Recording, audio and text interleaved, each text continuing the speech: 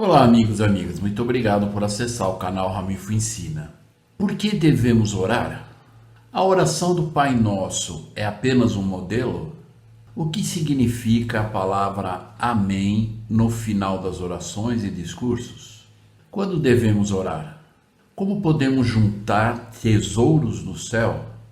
O que representa a traça, a ferrugem e os ladrões? Devemos nos preocupar com os assuntos temporais na nossa vida? Veja isso e muito mais.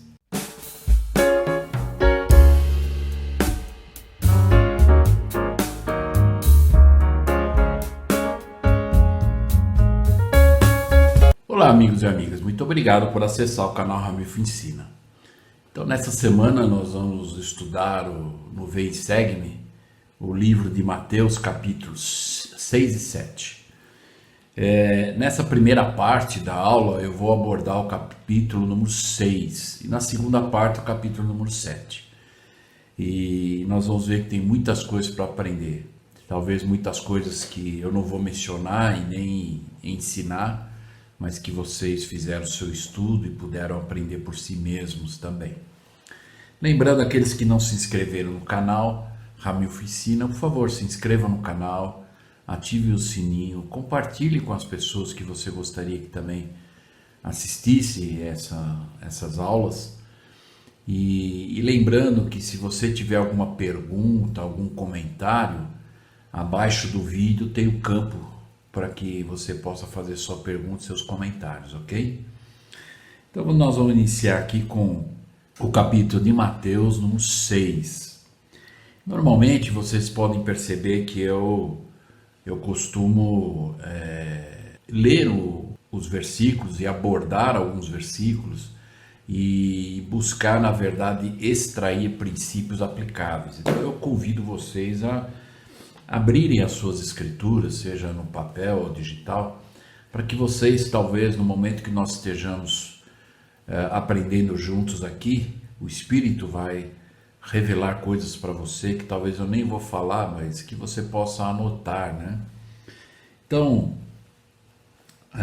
a primeira parte aqui do capítulo 6, eu gostaria de falar sobre a oração do Pai Nosso.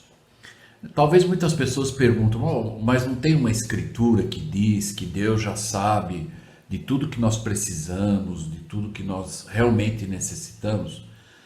E por que eu devo orar e pedir, se Ele já sabe de tudo?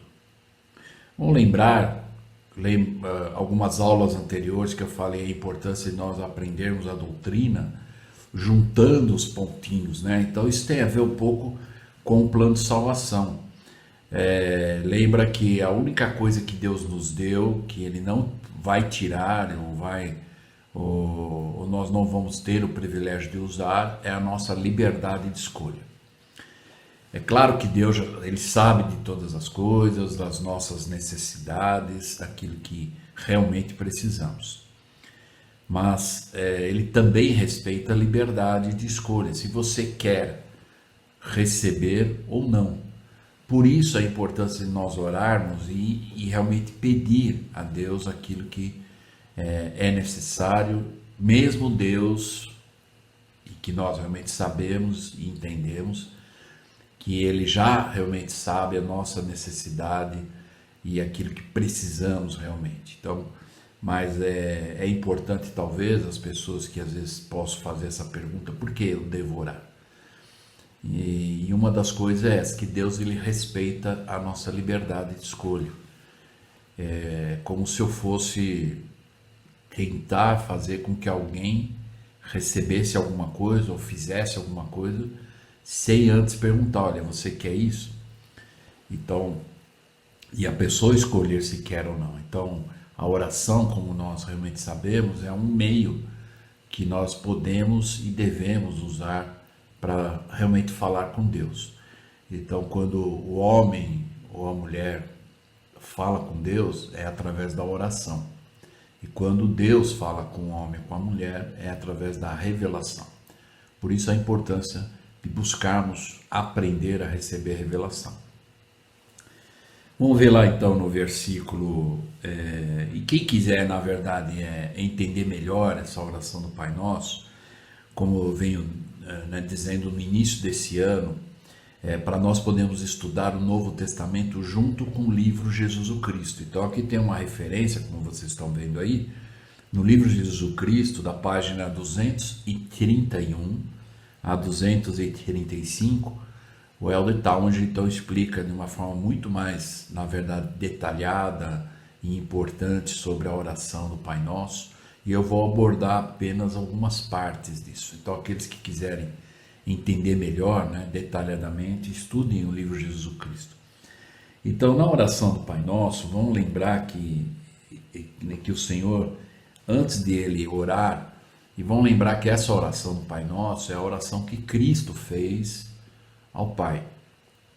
Nós aprendemos nos passos da oração que nós devemos invocar o nome do nosso Pai Celestial, agradecer, pedir e encerrar em nome de Jesus Cristo, porque Jesus Cristo é o nosso advogado perante o Pai, Ele é o nosso juiz maior, E então essa é o modelo. Se nós observarmos a oração do Pai Nosso, ela não encerra em nome de Jesus Cristo. Por quê? Porque é o próprio Cristo que está orando ao Pai, Mas vamos ver no versículo 7, então Mateus 6, versículo 7. Olha só o que diz lá. O Senhor diz lá: e orando, não useis de vãs repetições, como gentios, que pensam que por muito falarem serão ouvidos. Aqui nós precisamos entender duas coisas sobre a palavra vãs repetições, Claro que também, em parte, nós, por exemplo, como muitas pessoas às vezes usam o Pai Nosso como uma oração, na verdade, decorada. Então isso chega a um momento que é uma vã repetição, Mas também tem um outro significado, essa palavra vãs repetições, algo, que se nós formos ver no dicionário, vã é algo sem valor, Então, cuidado às vezes de nós não fazermos a nossa oração de forma automática, de forma obrigatória e que não, na verdade, falemos com Deus de uma maneira vã. É algo que a gente faz e não dá o valor devido, Talvez muitas vezes de orar e ouvir, E esperar a resposta, talvez. Então aí o Senhor disse, olha, não useis de vãs repetição. Aí ele dá um padrão. Vamos lembrar que Cristo orou dando um modelo. E como nós aprendemos desde que entramos na igreja, os passos da oração. Então olha só, o próprio Senhor, ele começa a oração dizendo: portanto vós orareis assim: Pai nosso que estás nos céus, santificado seja o teu nome. Quando nós oramos na igreja, não precisa ser dito exatamente essas palavras, mas o início é nosso Pai Celestial, como o próprio Cristo fez. Ele invocou o nome do Pai dele na oração. E aí ele pediu algumas coisas, e agradeceu. E ele só não encerrou, porque ele mesmo é que está fazendo a oração. E aí ele diz: venha o teu reino, seja feita a tua vontade, assim na terra como no céu. O pão nosso de cada dia nos dás hoje. Perdoa-nos as nossas dívidas, assim como nós perdoamos os nossos devedores. Não nos induzas à tentação, mas livra-nos do mal, porque teu é o reino, o poder e a glória para sempre. E no final ele encerra com amém. Nós vamos entender também o grande significado dessa palavra amém. Às vezes nós percebemos em reuniões, e eu posso dizer isso, que como líder, muitas vezes a gente senta no púlpito e quando encerra-se uma oração, um discurso, se fala amém, poucas pessoas falam amém. E talvez alguns falem só na mente, a gente não sabe, mas é importante a gente entender a importância, se você concorda com o que foi dito, com a oração, porque na verdade a nossa oração na igreja não é várias pessoas falando ao mesmo tempo, É um irmão ou uma irmã que é convidado a fazer a primeira ou última oração de uma reunião, representando os que estão lá presentes. E os que estão presentes estão ouvindo a oração. Por isso a importância de quando as pessoas orarem, elas poderem... Bom, se eu for fazer uma oração minha, pessoal, eu vou agradecer e vou pedir coisas pessoais. Mas se eu for convidado a fazer uma oração coletiva em nome daquelas pessoas que estão presentes, eu tenho que lembrar que eu tenho que agradecer e pedir as coisas que sirvam a todos, não só a mim. Então aquilo que é pessoal é a oração pessoal. E aquilo que, se você vai fazer uma oração em nome de pessoas presentes, lembrar de agradecer e pedir coisas que sirvam a todos, para que todos possam concordar e no final o amém quer dizer assim seja. Eu concordo com isso, eu espero também isso, né? Ok? Então vamos entender aqui. A oração do Senhor, conhecida como Pai Nosso, está registrada 2 vezes no Novo Testamento, uma vez no livro de Mórmon e uma vez na tradução do profeta Joseph Smith na Bíblia, né? Então vamos lembrar que existem algumas coisas aqui que na oração do Pai Nosso, né, que nós já até aprendemos em algumas aulas, né, seja feita a tua vontade. Então essa é talvez a essência maior da oração. Nós orarmos a Deus, claro, vamos pedir e agradecer as coisas que desejamos, mas que seja feita a vontade de Deus. Então aqui na verdade o próprio Cristo deu um padrão. Olha, orem chamando o nome do Pai e com a mente e um coração voltados àquilo que nós necessitamos, desejamos e tudo mais, mas que ainda assim seja feita a vontade do Pai. Então nem sempre vai se cumprir imediatamente, mas que nós possamos ter essa fé e que possamos deixar de uma forma genuína na oração que seja feita a vontade do Pai. Ele diz: perdoa-nos as nossas ofensas assim como nós perdoamos, e não nos deixe ser levado à tentação. Nós já vimos na aula anterior sobre a tentação de Cristo, né? E tem uma versão inspirada no versículo e tudo mais. Aí diz: embora essas quatro versões do Pai Nosso não sejam idênticas, todas elas se iniciam com a saudação Nosso Pai. Então, Nosso Pai Celestial, que é o início, né? Invocar o nome do Pai, indicando um relacionamento íntimo entre Deus e seus filhos. A frase santificado seja o teu nome reflete o respeito e a atitude de adoração que devemos sentir ao orar. Seja feita a tua vontade expressa um conceito que aprendemos a seguir. E qual é esse conceito então que nós aprendemos? O seu pedido do pão nosso de cada dia também inclui a necessidade de alimento espiritual. Jesus se denominou o pão da vida, fez uma promessa: aquele que vem a mim não terá fome.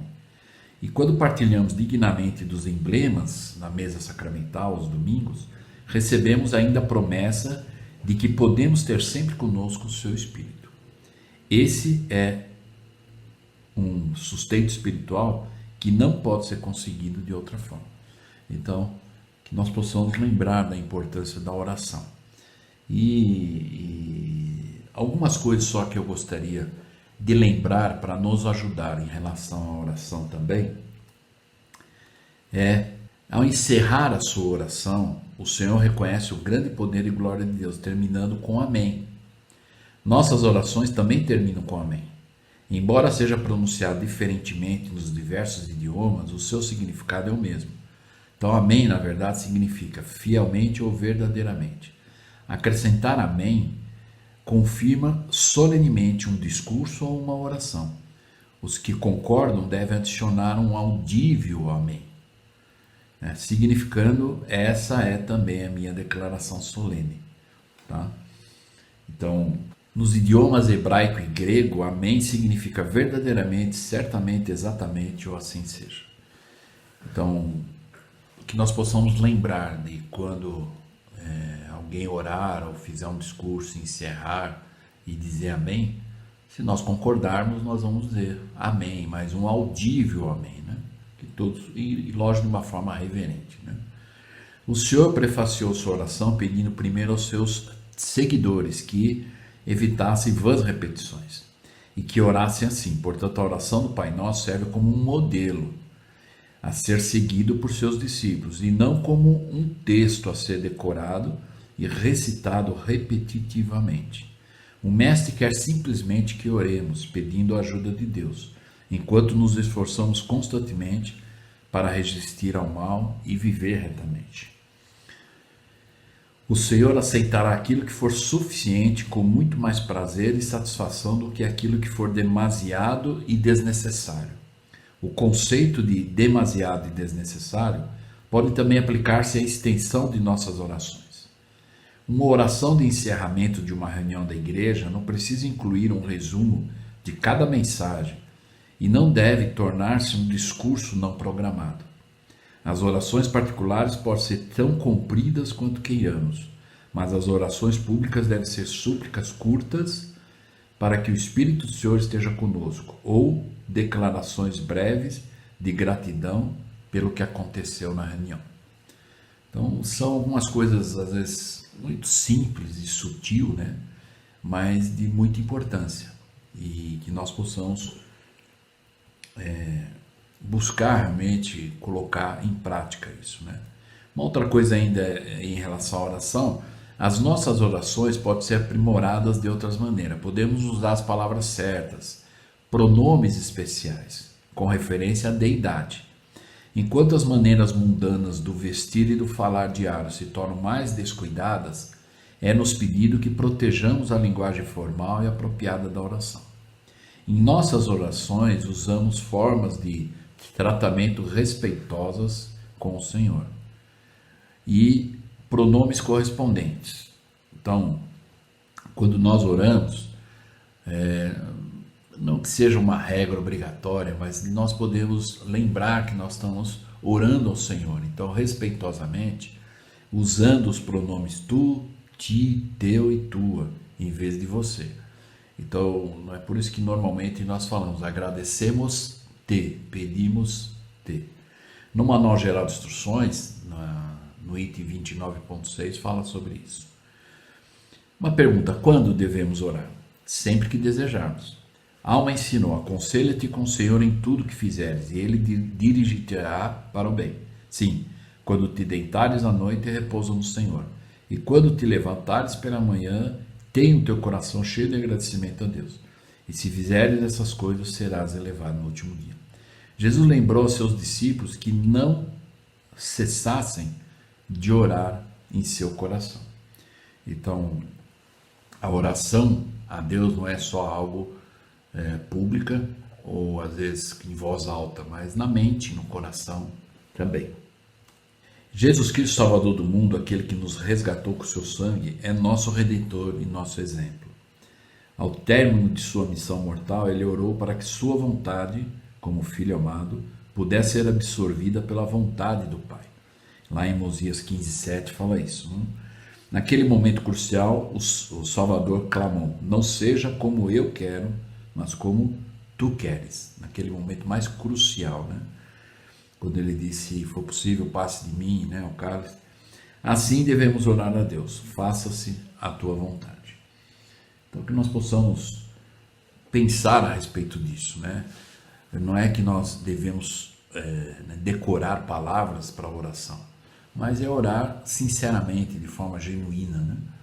E lembrar esse detalhe, tá? Que é importante, né? E eu posso dizer isso, que eu percebo muitas pessoas que são convidadas a fazer ou a primeira ou a última oração, e às vezes ela fala: eu te peço, eu te agradeço, sendo que ela está falando né, coletivamente. Então nós pedimos, nós agradecemos, né? E pedir e agradecer coisas que sirvam a todos. E aquilo que é pessoal, na sua oração pessoal, aí você pode ficar quanto tempo você achar necessário e pedir as coisas pessoais, né? Ok? Espero que possa ter ficado claro isso. Outro assunto aqui, nós vamos ver aqui em Mateus 6, do versículo 9 até o 21. Mas aqui é um resumo, né, do versículo 9, nós já vimos a oração, Então, e ele faz várias coisas, ele diz várias coisas, como juntar tesouros no céu. Então, como é possível juntar tesouros no céu? Então, esses tesouros no céu são coisas, linha sobre linha, preceito sobre preceito. Juntar esses tesouros são coisas que nós escolhemos usando a liberdade de escolha, amando a Deus, obedecendo a Deus. E essas coisas que nós fazemos são linha sobre linha e que nós estamos juntando esses tesouros do céu. Nós já vamos falar daqui a pouco, eu vou abordar isso, porque talvez algumas pessoas perguntem, né? Aqui o próprio Senhor falou para juntar esses tesouros no céu, e mais adiante ele falou para que as pessoas não se preocupem com o que vão comer, beber, mas a gente precisa entender melhor esse contexto. Mas em primeiro lugar, eu gostaria de abordar aqui o versículo 19, do versículo 19 a 21 de Mateus capítulo 6. Vamos ver o que diz lá? Ele diz: não ajunteis tesouros na terra, onde a traça e a ferrugem tudo consome, e onde os ladrões minam e roubam. Então, a gente sabe o que é uma traça, né? Numa roupa e algumas coisas que ela vai lá e corrói, e a ferrugem no ferro, né? E no aço e etc. E os ladrões que, infelizmente, estão inclinados a isso, é roubar, né? Roubar o que os outros conquistaram, né? Então, o que o senhor quis dizer com isso, né? Imagine você ensinando pessoas através de, vamos dizer, parábolas, né? Aqui é uma parábola também. E nós vamos entender algumas coisas aqui. Lá no livro Jesus o Cristo, da página 235 diante, ele aborda um pouquinho isso. Então ele diz lá no 20, ele disse assim: para não ajuntar os tesouros na terra. Aí ele diz no 20: mas ajuntai os tesouros no céu, onde nem a traça, nem a ferrugem consomem, e onde os ladrões não minam e nem roubam. Então aí nós vamos pensar, bom, mas nós estamos no mundo, nós precisamos de algumas coisas que são naturais, humanas, necessárias para podermos viver nesse mundo. E como eu não vou juntar coisas aqui na terra também, mas o Senhor passa uma régua espiritual agora, do versículo 19 a 21. No versículo 21 ele passa essa régua espiritual explicando. Talvez a gente poder entender o versículo 19, que ele falou não juntar os tesouros na terra, mas juntai nos céus. E aí nós vamos entender, e ele passou a régua para nós podermos entender. Por isso que a primeira aula, quem quiser assistir no Ramilfo Ensina, eu fiz uma aula como interpretar a Bíblia, ou como entender a Bíblia. Existem alguns passos, né, que eu vou até inclusive abordar aqui, para nós podermos entender o contexto. A gente tem que usar o bom senso também, né? Então no versículo 21 ele diz assim, porque onde estiver o vosso tesouro, aí estará também o vosso coração. Então o que o Senhor estava dizendo para aquele povo é que eles estavam muito mais preocupados com as coisas do mundo, da terra e tudo mais, e esquecendo o lado espiritual. Não que não seja necessário as coisas aqui da terra que faz parte do nosso cotidiano. Nós vimos na aula passada que Cristo, quando ele teve a entrevista com a mulher samaritana, diz lá que ele sentiu cansaço e ele pediu água. Então, isso é necessário, não é? Então, são coisas que são realmente necessárias para o corpo humano, para esse momento que estamos aqui na Terra, mas a chave essencial é no versículo 21. Agora, onde está o seu coração? Ele está nesses tesouros que você juntou na terra? Ou quais são os tesouros do céu? Talvez você tenha mais tesouro na terra ou mais tesouro no céu. Então, esses tesouros são as coisas da vivência do Evangelho. É viver o evangelho, linha sobre linha, um pouco aqui, um pouco ali. Isso é juntar tesouros no céu. É dar valor para a família, é buscar viver os princípios da melhor maneira possível, né? E lembrando, cada um tem o seu desafio, sua circunstância.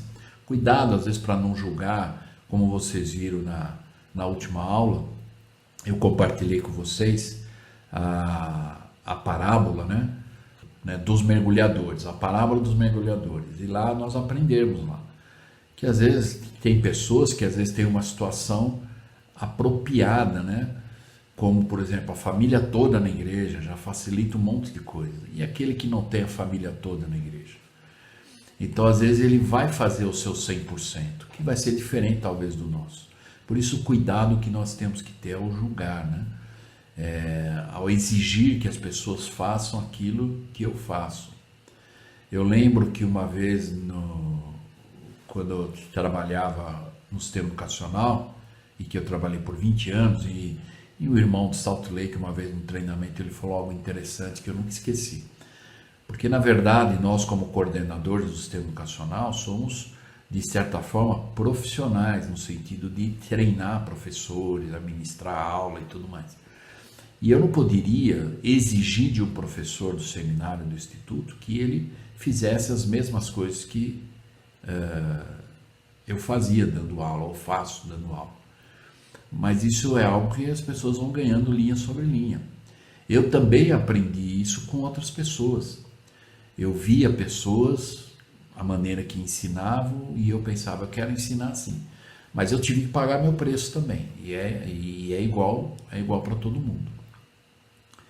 Mas aqueles que às vezes estão, de uma certa forma, em vantagem, né, não podem exigir que os outros cheguem naquele ponto que ele tem de capacidade e às vezes até de velocidade de fazer as coisas, que as outras pessoas sejam iguais. É diferente. Tem pessoas que têm a mesma capacidade, ele consegue dar, na verdade, 100%, mas tem limites. Todos nós temos limites. E embora esses limites podem ser ultrapassados pela fé, pelo exercício, e é isso que faz com que nós possamos ter sucesso. Quantas vezes, às vezes, somos chamados, né, para servir na igreja, ou mesmo no emprego, alguém que nos convida a fazer alguma coisa e imediatamente vem aquele sentimento, nossa, será que eu vou conseguir? Será que eu sou capaz? Eu tenho essa... E aí, quando a gente vai, não, eu vou encarar, e vai lá e faz. E depois de alguns anos, aquilo vai ser tão comum, tão automático que a gente vai fazer aquilo, que se a gente parar para pensar, puxa, quando na primeira vez que eu fui começar a fazer isso, eu estava desesperado, e agora é uma coisa que eu vejo que é uma coisa simples. Ou seja, nós conseguimos desenvolver a nossa capacidade e os dons, né, que o Senhor nos dá. Então, juntar os tesouros no céu. Vamos entender aqui. A primeira ilustração, ele fala da traça. É associada com uma forma de riqueza do Oriente. As vestes caras de rico material geralmente eram bordadas de ouro e prata e sujeitas a ser consumidas pelos insetos. O apóstolo Tiago refere-se à traça que comia as vestes, né? Então aí tem algumas escrituras que falam sobre isso, né? A outra coisa que ele usa aqui, a segunda ilustração, é a ferrugem. A linguagem ferrugem, assim como a traça, pode tornar as coisas sem valor. A referência aqui não está confinada à corrosão dos preciosos metais que os orientais se orgulhavam, mas à deterioração. Come e corrói todos os tesouros perecíveis da terra. A traça e a ferrugem ilustram as frases externa e interna da destruição. Mas, tanto um como o outro, uma vez que se estabelecem sobre o objeto, aos poucos devastam do exterior para o interior.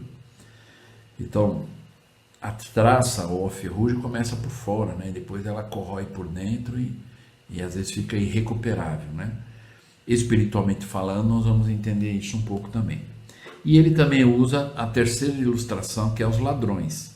É outro exemplo do uso que Jesus faz de uma linguagem finamente ensinada para advertir que não são ricos para com Deus e são orgulhosos de suas acumulações terrenas. Vamos lembrar, não é errado, nós temos bens na terra, mas a chave está no versículo 21. Porque onde estiver o vosso tesouro, aí também estará o vosso coração. Ok? Então, para o oriental que mantinha o tesouro enterrado e estava sempre ciente da possibilidade dos ladrões o cavarem, a figura de linguagem poderia ser rapidamente entendida. Por isso que o Senhor abordou dessa forma. As pessoas era o dia a dia, né? Era a preocupação das pessoas. As traças e a ferrugem atacam o perecível, mas os ladrões procuram os tesouros que não perecem. Juntos, então, esses três velozes e silenciosos ladrões de riquezas descrevem a tolice de acumular bens terrenos para o próprio bem. Então, não é errado ter ou possuir bens, né? Mas como estamos usando isso. Então, Jesus exorta-nos para juntarmos tesouros nos céus, onde nem a traça, nem a ferrugem podem destruir, e nem os ladrões arrombar e roubar. Uma outra coisa, não ajunteis tesouro na terra. Ajuntar não é em si mesmo um pecado, ou seja, não é errado ter bens. O apóstolo Paulo, porventura, não gostava do empreendimento honesto e da esperteza dos negócios? Se os tesouros vêm a nosso encontro, são para ser usados e aproveitados, mas para o bem dos outros também. Os tesouros na terra, se empregados para a glória de Deus, tornam-se tesouros nos céus. Então, e é o que nós fazemos, né? Quando nós fazemos convênios de dar a Deus tudo que temos, né? Então, hoje nós fazemos isso, né? Quando nós vamos à igreja, nós gastamos nosso dinheiro, ou seja, no combustível, no ônibus, damos carona, ajudamos alguém. E então, empregar esse dinheiro que temos, os bens que nós temos, em favor do reino de Deus e ajudando as pessoas que podemos ajudar e que é possível ajudar, é também ajuntar tesouros nos céus. Ok? Uma outra coisa em relação a isso, o tesouro visível tem grandes e óbvias atrações. A riqueza judaica estava principalmente nas vestimentas, em ouro e joias. E a nossa riqueza em terra, casa e bens. Então, naquela época, os judeus davam muito valor na roupa. Então, as pessoas viam rapidamente, distinguiam rapidamente quem era o bambambam lá e quem eram os mais humildes, né? Só pela vestimenta. Hoje, nós tivemos até algumas aulas anteriores sobre o cuidado que nós temos que ter, né, em relação ao que nós estamos fazendo com os nossos bens, né, e que essa é uma das armadilhas de Satanás, né, porque hoje as pessoas, infelizmente, a maioria das pessoas no mundo dão valor ao que as pessoas possuem, têm, e não o que elas são verdadeiramente. Então, cuidado que nós temos que tomar com isso. O Salvador apela para que não fixem o coração nas riquezas visíveis da terra, cuja perecibilidade vivamente demonstra, para os que assim estão à mercê das coisas tão insignificantes como a traça, tão sutis como a ferrugem, tão numerosos quanto os ladrões prontos para arrombar e roubar. E isso, de uma certa forma, é muito insignificante, porque são coisas simples, mas que destroem, né? E se nós permitirmos. Outro dia eu vi um vídeo interessante de uma pessoa, ela recitou algo interessante e era mais ou menos o título que ela falou e nós vamos embora. E é verdade, um dia nós vamos morrer e nós vamos embora. Talvez aquelas coisas que a gente não empresta para ninguém, quando nós morrermos, aquilo que nós nunca emprestamos para ninguém, às vezes vai ser doado e às vezes vai ser esquecido. Aquilo que nós nunca usamos e reservamos talvez por um evento muito especial e de repente a morte chega e acabamos não usando aquilo que nós tanto estamos venerando, né? E que é coisas aqui da terra. Então são muitas coisas que nós podemos listar e pensar, né?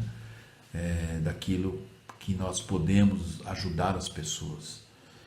E diz aqui, aquele que constrói muito baixo é quem constrói abaixo dos céus. A deterioração espiritual nunca pode ser vencedora, no que diz respeito aos filhos de Deus. Mas observemos uma aplicação atual. Então vamos ver lá quando o Senhor falou assim, da traça à ferrugem. Então nós podemos talvez fazer uma aplicação. A traça seria um tipo de traça que prejudica a nossa juventude mortal.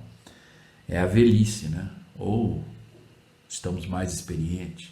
Alguns gostam de falar, eu estou vivendo mais minha juventude, né? Mas todos nós sabemos, nós temos uma data de validade, não sabemos quando, Deus é que sabe, mas nós temos que estar só prontos e estamos aproveitando cada dia, cada momento para fazer o seu melhor. Então a velhice é um tipo de uma traça. Então se nós formos ler a Escritura nessa visão, né? Então não ajunteis tesouros na terra onde a velhice, né? Por quê? Porque às vezes nós temos tantas coisas, adoramos, veneramos, não emprestamos, não ajudamos pessoas e vamos morrer. E isso tudo vai ficar. E vai ser dado, doado, vendido, aquilo que talvez nós a vida inteira não fizemos, os outros vão fazer por nós. Então que possamos aproveitar a vida com o que temos, né? Porque a velhice chega para todos, né? A velhice no bom sentido, claro. Com grandes experiências, né? Uma outra coisa que ele fala aqui é sobre a ferrugem. A ferrugem poderia ser considerada as doenças, são um tipo que diminui a nossa resistência mortal. Porque ainda somos mortais, então lembra que nós falamos da ressurreição, sermos mortais. Quando nós ressuscitarmos, o nosso corpo não vai correr mais sangue, mas vai ser vivificado pelo Espírito, né? Mas por enquanto, aqui como mortais, ainda corre sangue no nosso corpo, por isso que nós morremos, por isso que nós ficamos doentes, né? Então a doença pode ser um tipo de uma ferrugem, né? E normalmente é assim, né? A idade vai avançando e aí começam as dores, e parece que os braços já estão, não tem mais os movimentos, né? Então a gente até usa o termo estou enferrujado, né? Então que nós possamos pensar, a velhice é uma das traças, né? Que tira a nossa juventude, né? A doença é a ferrugem. E os ladrões, espiritualmente falando? É a morte, é o ladrão da vida. E nós não sabemos quando. Então um dia que todos nós vamos morrer. Então por isso que vai haver, e já está havendo aqui, pelo menos na vida mortal, nessa aplicação, a velhice são as traças. As doenças, a ferrugem. E a morte, que um dia vai chegar para todo mundo, é o ladrão da vida. Então que possamos aproveitar muito bem o que temos, a família, a igreja, os convênios, as atividades, que possamos viver cada momento, né? Feliz, ajudando, repartindo, emprestando, não é? Para que nós possamos realmente, na hora que a morte vier, que não avisa ninguém, as coisas vão ficar. Então, que nós possamos realmente pensar a respeito disso. E juntar os tesouros dos céus é você usar todas as suas coisas que você tem aqui na terra a seu favor, ao próximo, e ajudar o reino de Deus a crescer também com isso. Os seus talentos, seus dons, sua capacidade. Isso também é juntar tesouros do céu. Às vezes tem muitas pessoas que se recusam a fazer discurso, dar aula, né? Tem algumas exceções de pessoas que às vezes têm realmente problemas, vamos dizer, psicológicos, né? Que não conseguem estar diante de pessoas para falar e tudo mais. Mas, né, salvo as exceções, às vezes muitos negam por não querer desenvolver a capacidade.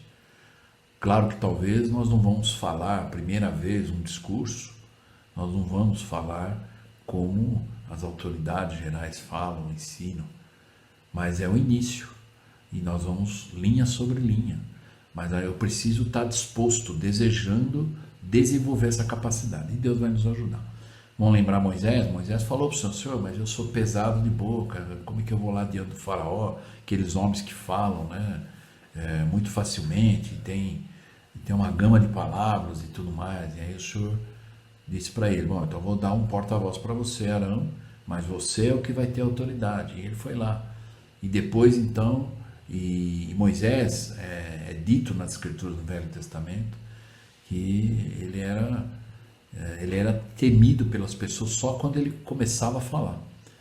O poder da palavra que ele ganhou, através do que? Ele desenvolveu, ele teve, vamos dizer, aquele sentimento de inadequação, mas o Senhor, como o Senhor disse para Pedro, quando o Senhor mandou Pedro lançar a rede, ele lançou e pegou muitos peixes, e aí então o próprio Pedro foi diante do Senhor e disse para o Senhor: Senhor, ausenta-te de mim, que eu sou um homem pecador.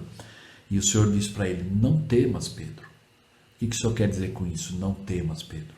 Ele está dizendo: Pedro, inadequado, no início, todos nós somos. Todos nós, quando começamos, quando somos convidados para fazer algo a primeira vez, a gente vai ter o sentimento, mas a gente não pode ter medo, né? E ter a confiança de que o Senhor vai nos ajudar. E o Senhor sabe o nosso desejo, o nosso sentimento, e nós vamos, às vezes, até nos surpreender conosco mesmo. Dizer: nossa, eu nunca imaginei que eu teria essa capacidade, mas você se esforçou, ok?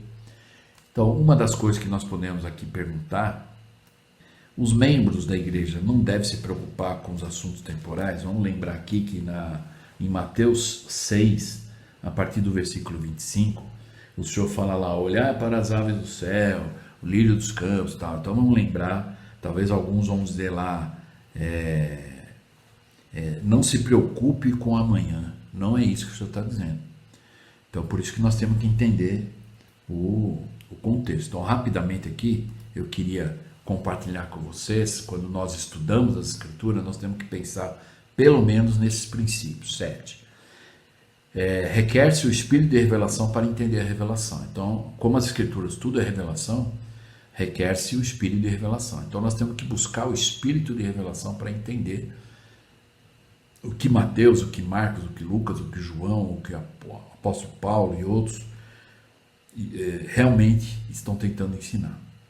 Segundo, não há senão um evangelho verdadeiro, usando fontes seguras de apoio à doutrina e com as autoridades de Deus. Então nós temos vários recursos hoje para isso. Terceiro, procurai conhecimento, sim, pelo estudo e também pela fé. Porque muitas coisas nós não vamos saber ou ter resposta plena para tudo. Aí nós exercitamos a fé. Quarto, manter as doutrinas no contexto correto, seguindo o que os profetas vivos ensinam. 5. Equilibrar os princípios corretos, ou seja, quando se entendem corretamente todos os princípios, pode-se manter o equilíbrio apropriado entre eles. 6. Usar comentários e bom senso, buscando ajuda de fontes seguras. E 7. Aplicar as escrituras a vós mesmos. Esse item número 6 é o que eu diria que cabe aqui. Talvez lendo esses versículos, muitas pessoas vão dizer: bom, então o Senhor está dizendo aqui que eu não preciso trabalhar, não preciso cuidar da minha família, sustentar, porque Deus vai prover tudo. Então vamos entender o contexto aqui. Essa primeira parte do que ele está dizendo aos apóstolos. Então vamos ver aqui, para nós podermos entender. Esta parte do Sermão da Montanha foi dirigida aos apóstolos e a tantos discípulos quantos foram chamados a abandonar seus interesses temporais para proclamarem a mensagem de salvação ao mundo. Não existe atualmente e nunca existiu um chamado para os santos em geral para que vendessem tudo que possuem, dar as esmolas aos pobres e não se interessar mais por suas necessidades temporais presentes e futuras. Pelo contrário, como uma parte importante da aprovação temporal dessa vida na Terra, os verdadeiros seguidores do Mestre devem suprir suas próprias necessidades e as da sua família. Então, a primeira parte aqui que o Senhor está dizendo, está falando para aqueles que alguns chamados, como os apóstolos, 24 horas a serviço do Senhor. Então, ele sim é que está dizendo aqui, o Senhor vai prover, mas a maioria, o restante dos santos, não existe chamado, nós chamados na igreja não são nessa linha. Então, lá na seção Doutrina e Começo 75, no 28 e 29, nós vamos entender isso, a importância de nós nos preocuparmos também em sustentar nossa família. Entretanto, uma regra especial se aplica aos que são chamados para sair pelo mundo sem bolsa ou alforje, pregando o evangelho, como é o caso dos missionários tempo integral ou missionários de serviço. Então, esse missionário tempo integral, ele deixa tudo, estudo, então ele tem aqueles tempo de 24 meses ou 18 meses para sisters, que ele deixa tudo, mas o Senhor provê para eles as suas necessidades materiais, e eles são chamados exatamente para pregar o evangelho, assim como, por exemplo, os presidentes de missão, esposas, né? Então eles são chamados para deixar tudo e aquele tempo, né, de 3 anos numa missão, se dedicar ao Senhor, e o Senhor provê o resto. Por ocasião do seu trabalho missionário, eles não devem preocupar-se com empreendimentos comerciais ou interesses temporais. Devem estar livres das estorvantes obrigações que sempre embaraçam as pessoas que dirigem negócios temporais. E quem está ouvindo, quem fez missão, quem está se preparando para a missão, sabe disso. Algumas coisas que nós já precisamos resolver antes de entrarmos no campo, né? Para que não tenhamos que resolver durante a missão. Exatamente negócios e obrigações e tudo mais, então essas coisas devem ser resolvidas antes, deixar as coisas tudo certas por um período que você vai cumprir a missão, voltar e depois volta ao normal a sua vida. Toda a sua atenção, energia e talentos devem estar voltados para a obra do ministério, e o Pai lhes promete que proverá suas necessidades diárias. Okay? Então que nós possamos